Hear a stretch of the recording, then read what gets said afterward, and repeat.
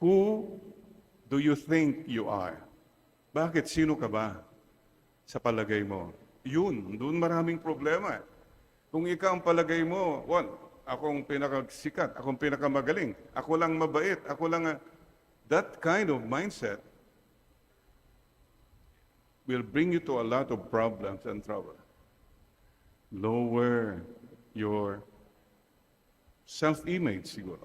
The world tells you, go for it, you're the best, aim high. Lahat yan eh. Yeah.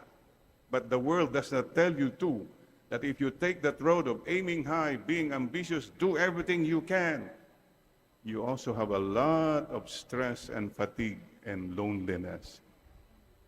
Here is the Lord telling you, anak, medyo babaan mo yung pananaw mo sa sarili mo. Believe ka kasi masyado sa sarili mo, na parang masagian ka lang ng konti, galit ka na.